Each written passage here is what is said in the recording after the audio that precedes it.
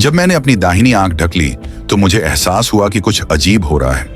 पास में खड़ी महिला अचानक 3 हिस्सों में बंट गई और मुझे लगा कि मेरे साथ कुछ गड़बड़ है। अगले ही पल एक सूट पहने हुए आदमी गुजरा और वह अचानक एक सपाट कागज के टुकड़े में बदल गया। मैं अभी इसे समझ पाता, उससे पहले ही मैंने और भी अजीब चीज देखी। सड़क पर हर कोई रूप बदलता नजर आ रहा था। कुछ लोग पेड़ों में बदल गए, जबकि दूसरे इंसान के आकार वाले पावर बैंक जैसे लग रहे थे। कुछ लोग सचमुच आधे कटे हुए थे, अपने ही हाथों को पकड़े हुए मेरी तरफ आ रहे थे।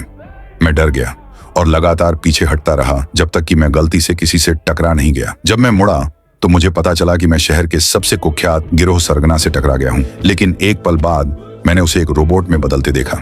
सहज रूप से मैंने उसके चेहरे पर थप्पड़ मार दिया। जैक गुस्से से फट पड़ा। उसने अपने आदमियों को मुझे पकड़ने का आदेश दिया और मुझे खत्म करने के लिए चाकू निकाला।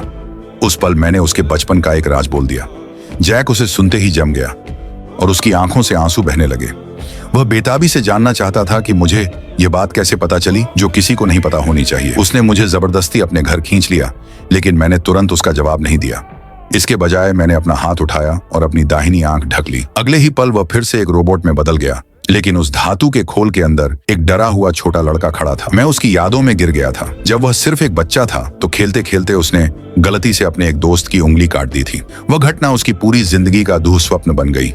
जब मैंने उसे उस याद का सामना करने में मदद की तो उसके चारों ओर का रोबोटिक खोल गायब हो गया।